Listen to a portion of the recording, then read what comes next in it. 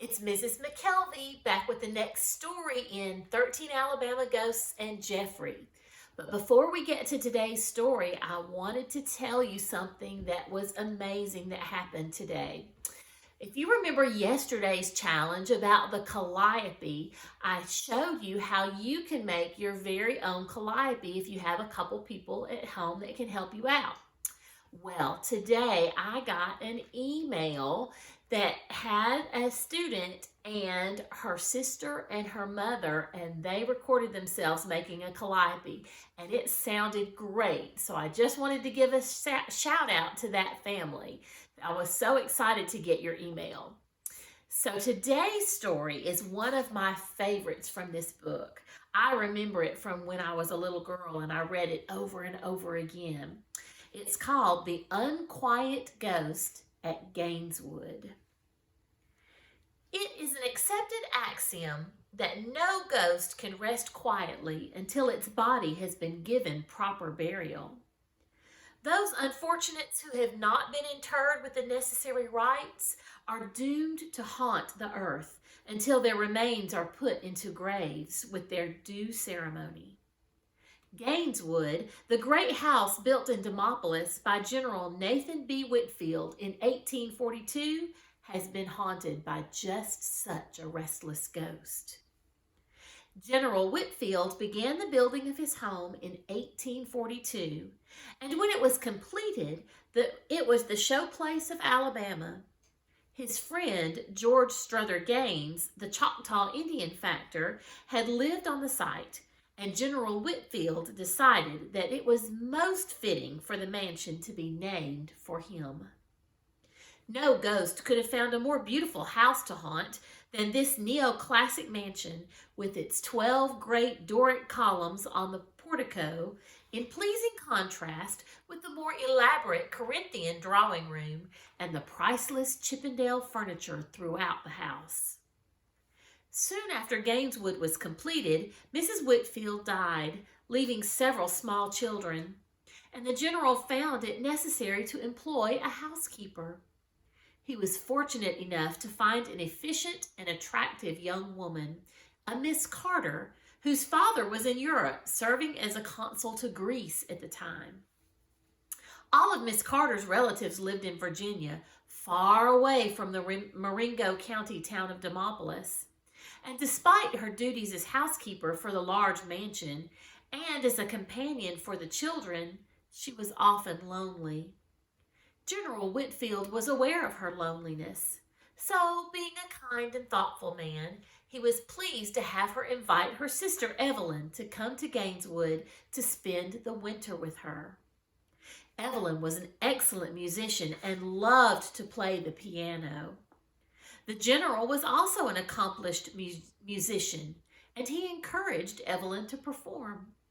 He particularly liked for her to play the martial tunes of Scotland, and on occasion he would bring out his bagpipes to play duets. Together they created stirring, rousing music that filled the spacious rooms of Gaineswood and spilled over into the countryside. Evelyn's presence at Gaineswood brought happiness and cheer to the entire family. In spite of a winter of severe weather, the coldest Alabama had experienced in many, many years, life at Gaineswood was pleasant until Evelyn became sick. Although General Whitfield provided the best medical care available, after several weeks of illness, she died. Nobody remembers exactly what it was that brought about her death. Some say she had a severe attack of malaria. Others contend that it was pneumonia. And it has been rumored that she pined away because of a broken heart. There was a handsome young French count who had come to Demopolis to visit his relatives and often visited Gaineswood. He appeared to be quite interested in Evelyn. It is said that he even brought an engagement ring for her. But they quarreled, and he snatched the ring, hurled it into the shrubbery, and left, never to return. Evelyn's decline was attributed to the grief following this unfortunate love affair. Whatever the cause, Evelyn died. Because the roads were covered with ice and snow, it was impossible to have her body carried to Virginia as she had requested. Besides, it would take some time for her father to return from Greece, and one of her final wishes was that he be present for her funeral. It was decided, therefore, that her burial should be postponed until spring so that her last wishes could be fulfilled. In those days, there were no embalmers anywhere near Gaineswood. So, to preserve her body, Evelyn's casket was placed in a heavy pine box, which was sealed airtight with rosin. This box was stored under the stairs in the cellar until good weather and the return of Evelyn's father would make it possible to have a proper funeral in her own family's Virginia burial ground. As is true of all ghosts, the one thing Evelyn wanted most was to be buried so that she could rest peacefully in her own grave. She did not like being sealed in that box and kept in the cold, dark cellar. Soon after her death, the people in the house began hearing footsteps coming up the stairs from the cellar. Then they would hear the sound of tiptoes going into the drawing room where the big square piano stood. After that, faint sounds of music would float out into the hall and up the stairs to the bedrooms. Many of the tunes were those of the staunch Scottish ballads that Evelyn used to play. But also the plaintive, homesick melodies of Stephen Foster were heard. These mournful sounds distressed the listeners, for they reminded them that Evelyn was unhappy. On the occasions when the braver members of the household would creep downstairs to investigate the source of the disturbing sounds, the music would stop abruptly. But as soon as they returned upstairs, the sad melodies would begin again. Those recurrent footsteps and the eerie music so interrupted the sleep of the family that they were greatly relieved when the weather cleared and Evelyn's body could be taken to Virginia for burial. But if the family at Gaineswood thought Evelyn's burial in Virginia would bring a complete halt to the nighttime visitations, they were mistaken. Evidently, Evelyn could not forgive them for keeping her so long under the stairs in the cellar. While her midnight wanderings were not so frequent as they had been, she did continue to return to Gaineswood occasionally. People today who have spent the night at Gaineswood insist that their dreams have been interrupted by the sound of soft footsteps on the cellar stairs and by the lilting, tinkling melodies of half-forgotten songs of long ago.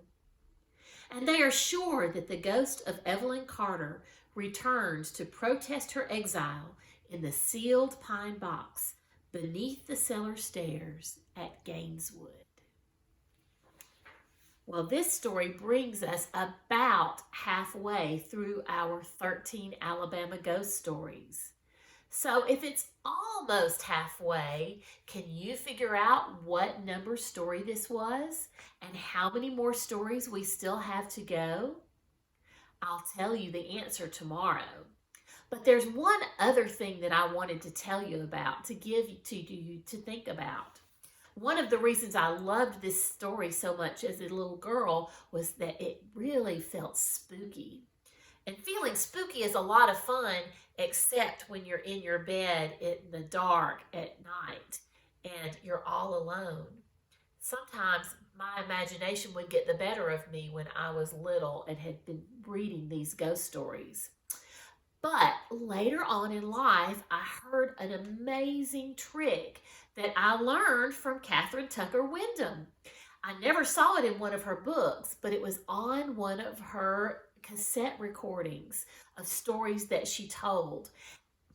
And in it, she told a way to keep from being scared at night and to keep the spooks from bothering your dreams so you could sleep and feel safe. And it is a trick with your shoes. Now, my students at school have heard this because at Halloween, I always tell spooky stories, and I always teach them this trick so that hopefully they won't be scared at night when they're alone in their beds. So you take your shoes, a pair of shoes, and you put them underneath the edge of your bed so that one toe points out and the other toe points underneath your bed, just like that, so that the tip of your toe is sticking out and then the back heel on the other shoe. And if you will do that, if you'll put your shoes under your bed like that, then you'll sleep and you won't have bad dreams and you won't be scared because it keeps the spooks away. And I know this works because I've had students many years come and tell me that either they got scared and then they remembered to put their shoes under their bed and they were able to sleep fine, or sometimes they've told me that they got scared and they were up all night because they forgot about the shoe trick. And I remind them of their shoes, and then they come back the next day and tell me they got scared again and remembered to put their shoes under their bed, and it worked. So if you get scared by any of these ghost stories, then just take your shoes and put them under your bed like that. Thanks so much for watching, and I'll see you next time. Bye-bye.